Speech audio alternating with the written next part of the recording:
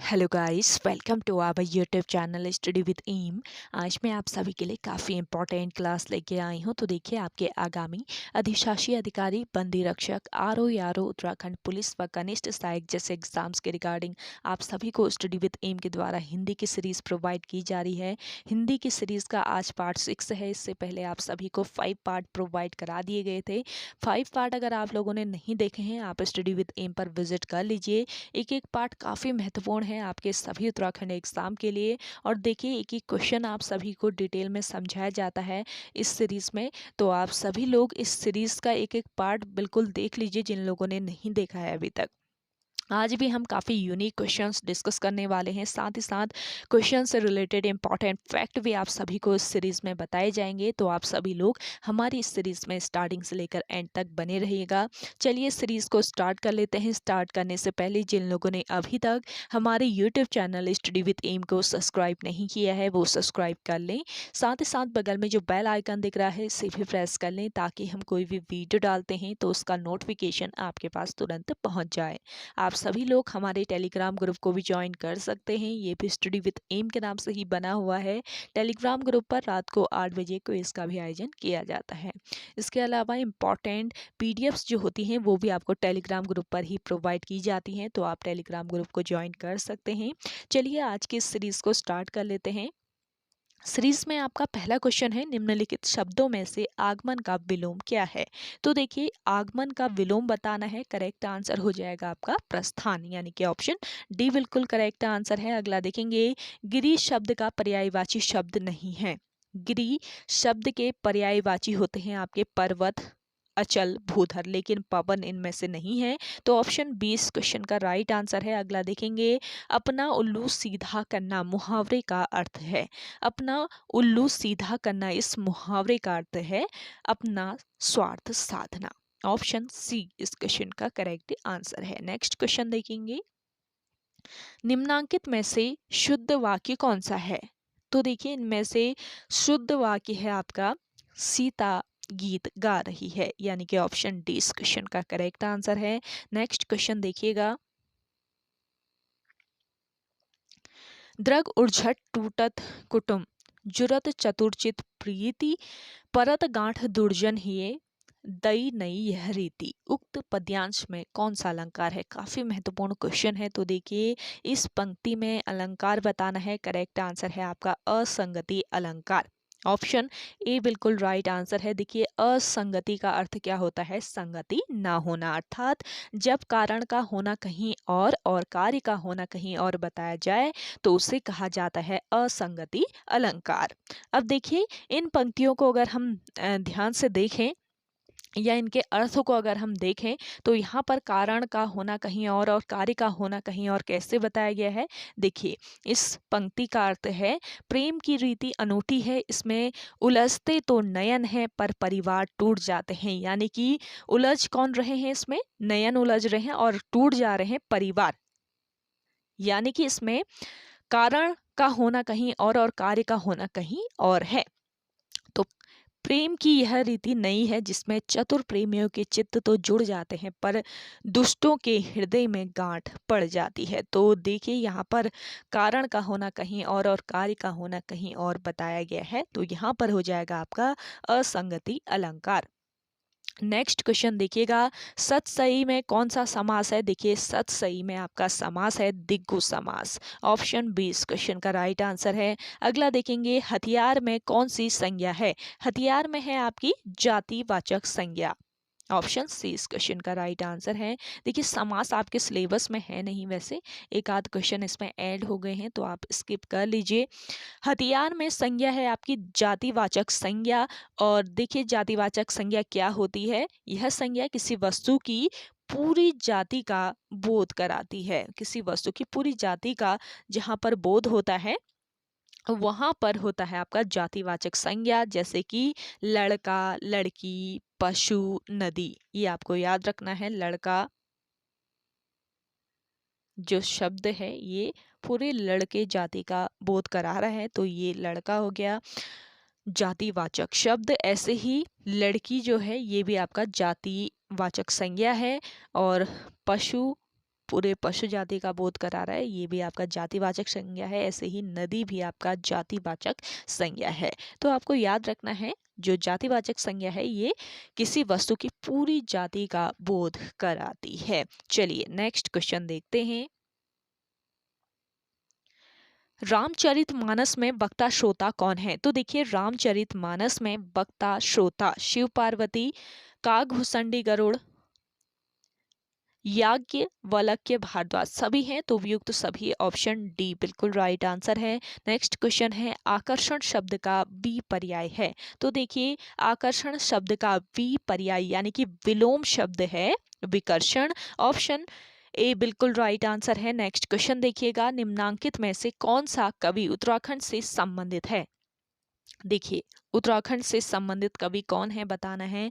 Correct answer हो जाएगा आपका सुमित्रा नंदन पंत। ऑप्शन सी इस क्वेश्चन का राइट आंसर है। देखिए सुमित्रा नंदन पंत, इनके जन्म की अगर बात की जाए तो 20 मई 1900 को इनका जन्म कौसानी में हुआ था और इनके बचपन का नाम क्या था? गोसाई दत्त। गोसाई दत्त इनके बचपन का नाम था और इन्हें प्रकृति का चितेरा कवि और सुकुमार कवि, इसके अलावा देखिए शब्द शिल्पी कहा जाता है। इंपॉर्टेंट पॉइंट है, ध्यान रखिएगा। प्रकृति का चितेरा कवि, सुकुमार कवि व शब्द शिल्पी इन्हें कहा जाता है। और देखिए बात करते हैं जयशंकर प्रसाद की। जयशंकर प्रसाद का जन्म हुआ था वाराणसी में। वाराणसी में इनका जन्म हुआ था। सूर्यकांत त्रिपाठी निराला, इनका जन्म 1899 को बंगाल के मेदिनीपुर जिले में हुआ था। भवानी प्रसाद मिश्र की बात की जाए तो भवानी प्रसाद मिश्र का जन्म मध्य प्रदेश के होशंगाबाद जिले के टिगरिया गांव में हुआ था। टिगरिया नामक गांव में इनका जन्म हुआ था, होशंगाबाद जिले के। तो इनमें से आपको बताना था कि उत्तराखंड से संबंधित कवि कौन है। तो करेक्ट आंसर हो जाएगा आपका सुमित्रा नंदन पंत, ये आपको याद रखना है। अगला क्वेश्चन देखिएगा, कवि जयशंकर प्रसाद की रचना नहीं है। कवि जयशंकर प्रसाद की रचना इनमें से आंसू है, लहर है, झरना भी है, लेकिन दीप शिखा नहीं है। तो ऑप्शन सी इस क्वेश्चन का राइट आंसर है। दीप शिखा रचना किसकी है, किस कवि की पूछ लिया जाए तो देखिए दीप शिखा रचना है महादेवी वर्मा की। महादेवी वर्मा की ये रचना है। दीप शिखा महादेवी वर्मा का 5वां कविता संग्रह है और इसका प्रकाशन 1942 में हुआ था। इस संग्रह में 147 पृष्ठ हैं और ये लोक भारती प्रकाशन इलाहाबाद द्वारा प्रकाशित किया गया है। नेक्स्ट क्वेश्चन है, सप्त ऋषि में कौन सी संधि है? तो देखिए सप्त ऋषि में आपकी संधि है स्वर संधि। ऑप्शन ए इस क्वेश्चन का करेक्ट आंसर है। जब दो स्वरों के मेल से विकार उत्पन्न होता है तो उसे कहा जाता है स्वर संधि। देखिए सप्त ऋषि की अगर हम बात करते हैं, इसका संधि विच्छेद अगर हम करें तो क्या हो जाएगा? सप्तधन ऋषि। सप्तधन ऋषि इसका संधि विच्छेद होता है। तो सप्तधन ऋषि की संधि से उत्पन्न शब्द है आपका सप्त ऋषि। यहाँ वर्ण री जो है इसका अर हो गया है, ये आपको याद रखना है। यहाँ पे क्या परिवर्तन हुआ? वर्ण री का यहाँ पे अर हो गया है। और देखिए स्वर संधि के भी कई सारे भेद होते हैं। स्वर संधि में ये किस संधि का भेद है पूछ लिया जाए तो ये स्वर संधि में गुण संधि का भेद है। और गुण संधि में क्या होता है? अ आ के साथ छोटी बड़ी का मेल होने पर ए, छोटाऊ बड़ाऊ का मेल होने पर ओ, री का मेल होने पर अर हो जाता है। तो ये आपको याद रखना है। ओ आ के साथ छोटी बड़ी का मेल होने पर क्या हो जाता है? ए हो जाता है। छोटाऊ बड़ाऊ का मेल होने पर ओ हो जाता है, जबकि री का मेल होने पर अर हो जाता है। ये गुण संधि का नियम होता है। तो यहाँ पे री का क्या हो जा रहा है, अर हो जा रहा है, तो यहाँ पे आपकी हो जाएगी गुण संधि। अगला क्वेश्चन देखेंगे, तत्पुरुष समास का उदाहरण है। करेक्ट आंसर हो जाएगा आपका राष्ट्रपति। नेक्स्ट क्वेश्चन देखेंगे, पश्चिमी हिंदी अपभ्रंश के किस रूप से विकसित हुई है। तो देखिए पश्चिमी हिंदी जो है ये अपभ्रंश के किस रूप से विकसित हुई है। करेक्ट आंसर है आपका शूरसेनी अपभ्रंश, ऑप्शन बी इस क्वेश्चन का राइट आंसर है। पश्चिमी हिंदी की सभी बोलियों का विकास हुआ है शूरसेनी अपभ्रंश से। और इस हिंदी की कितनी बोलियां हैं पूछ ली जाए तो इस हिंदी की है 5 बोलियां। कौन कौन सी ये 5 बोलियां हैं, एक तो है आपकी कौरवी, दूसरी है आपकी ब्रिज भाषा, तीसरी है आपकी हरियाणवी, चौथी है आपकी बुंदेली और पांचवी है आपकी कन्नौजी। तो इस हिंदी की 5 बोलियां हैं, कौरवी, ब्रिजभाषा, हरियाणवी, बुंदेली और कन्नौजी। ये आपका इम्पॉर्टेंट क्वेश्चन है, ध्यान रखिएगा। सेशन आप सभी को पसंद आ रहा है, जल्दी से आप सभी लोग लाइक कर लीजिए। जिन लोगों ने अभी भी हमारे YouTube channel study with M को सब्सक्राइब नहीं किया है वो सब्सक्राइब कर लीजिए। और सेशन आप सभी लोग ज़्यादा से ज़्यादा शेयर कीजिएगा अपने दोस्तों के साथ, अपने व्हाट्सएप ग्रुप्स में। देखिए आप सभी को प्रॉपर यहाँ पे हिंदी की क्लास प्रोवाइड की जा रही है स्टडी विद एम के द्वारा। अगर आप लोग चैनल पर नए हैं तो आप लोग चैनल को सब्सक्राइब कर लीजिए। अभी भी अगर आप लोगों ने सब्सक्राइब अगर नहीं किया है, पुराने आप व्यूवर हैं तो तब भी आप लोग सब्सक्राइब कर लीजिएगा। आपको आगामी एग्जाम के रिगार्डिंग यहाँ पे काफ़ी महत्वपूर्ण कंटेंट प्रोवाइड किया जा रहा है। साथ ही साथ देखिए जीके जीएस और उत्तराखंड की सीरीज भी आपको रात को 8 बजे प्रोवाइड की जाती है। तो आप लोग जीके जीएस और उत्तराखंड वाली सीरीज को भी फॉलो कर सकते हैं, जो कि आपके देखिए बंदी रक्षक का जो एग्ज़ाम होने वाला है 15 अक्टूबर को, तो उसके लिए भी काफ़ी महत्वपूर्ण रहने वाली है। देखिए एग्ज़ाम जो होने वाले हैं आपके, उनको आप सभी लोग बहुत अच्छे से देखिए तैयारी कीजिए। यहाँ पे उन एग्ज़ाम्स को अपने हाथ से मत जाने दीजिए। देखिए गोल्डन अपॉर्चुनिटी है आपके पास, थोड़ी सी मेहनत करके अगर आप किसी चीज़ को अचीव कर सकते हैं तो आप लोगों को ये सब करना चाहिए ना। तो यहाँ पे प्रॉपर जो क्लासेस प्रोवाइड की जा रही हैं तो आप इन्हें ज्वाइन करके अपना सिलेक्शन ले सकते हैं। चलिए अगला क्वेश्चन है आपका, निम्न में से किस कवि की उलटवासियां प्रसिद्ध हैं। उलटवासियां जो हैं ये प्रसिद्ध हैं किसकी, कबीर दास की, ऑप्शन सी बिल्कुल राइट आंसर है। देखिए उलटवासी क्या होता है, उलटवासी क्या होते हैं, सीधे सीधे न कहकर घुमा फिरा कर उलट कर कविता माध्यम से कही हुई जो बात है अथवा व्यंजना है उन्हें उलटवासियां कहा जाता है। संतों और विशेष रूप से कबीर ने अनेक उलटवासियों की रचना की है। संतों ने और मुख्य रूप से कबीर ने अनेक उलटवासियों की रचना की है। कबीरदास जो हैं ये भक्तिकालीन युग में निर्गुण संप्रदाय के प्रवर्तक माने जाते हैं। इंपॉर्टेंट पॉइंट है, नोट कर लीजिएगा। कबीरदास भक्तिकालीन युग में निर्गुण संप्रदाय जो हैं इनके प्रवर्तक थे। और इनके जन्म की अगर हम बात करते हैं तो वर्ष 1398 में, वर्ष 1398 में वाराणसी के पास लहर तारा में इनका जन्म हुआ था। अगला क्वेश्चन देखेंगे,